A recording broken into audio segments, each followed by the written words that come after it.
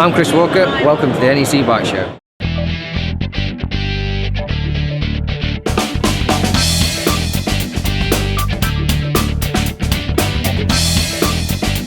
Come and join the Bike Channel crew at the 2007 NEC Bikeshow. On this edition, we brush up our riding skills with the California Superbike School. But before that, let's check out the rest of the show.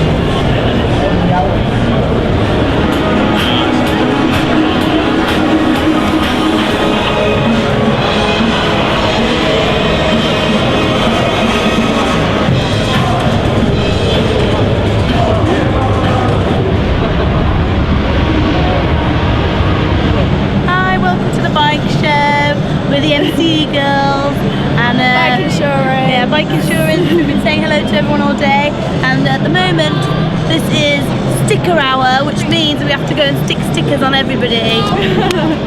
Yeah!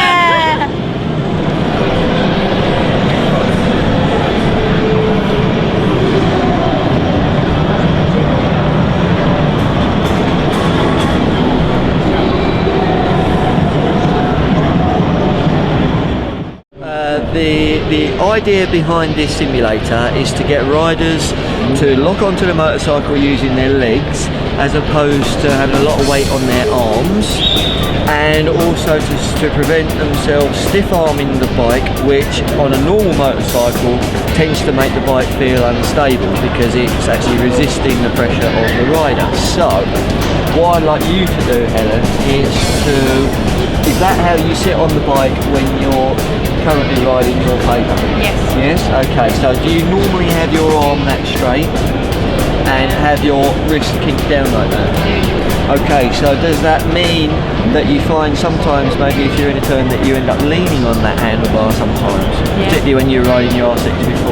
Yeah. Okay, now the way that we stop ourselves doing that, which the bike doesn't actually like very much, is by squeezing the tank with your legs. Okay, you're sitting back far enough, that's good, so you've got nice lot of leverage there, which will allow you to relax those arms, and they should stay relaxed all the time unless you are doing a control action up at the handlebars. Okay, so you're going to need to put some tension in your arm because I want you to turn the bike to the right. Okay, so let's see you do that. Off we go to the right. Okay, that's good.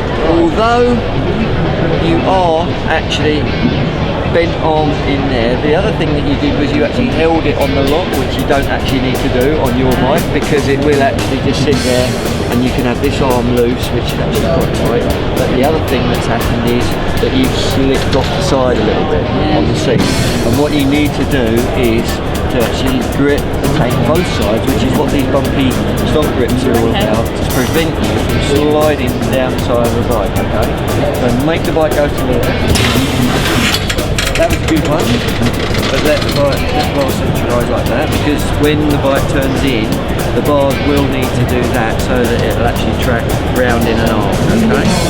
Right, so now if you want to start moving on the bike, now if you're hanging off in a left-hand turn, if you want to move on the bike, you need to move before we arrive at the right-hand turn. So you need to push this knee into the side of the tank, pull yourself across the bike without steering just there, so that you're sitting on that side of the bike and that knee's in there like so. Yeah. Now do the steer, and now you're secured on this outside leg and this outside arm, and this arm can be loose and you're not hanging off so much that you feel like you're going to fall off the side of the bike. Okay. Okay, so my leg is meant to be down though. That's it. Your leg's Right. supposed to be out like so. Yeah. To get it out of the way of your arm, like so. Okay. That arm should be loose. That arm touching like that. Leg touching like that. So now back over to the left. Over like that. So your knees in there like that. Now turn it to the left. Again, turn. So this needs to be loose. So you're not hanging off too much to the left. That's very good. The reason that we have the simulator here is to show riders and show goers that you can replicate the actions of a motorcycle in something that doesn't actually move. You can, as a riding coach, I can see how they interact with the motorcycle and see if they know how to steer, if they know how to move, how to lock onto the bike, if they end up with a lot of their weight on the handlebars, how they carry their weight on the brakes and things like this. Now, it's not entirely how a normal motorcycle works because it's somewhat abrupt because it's powered by air.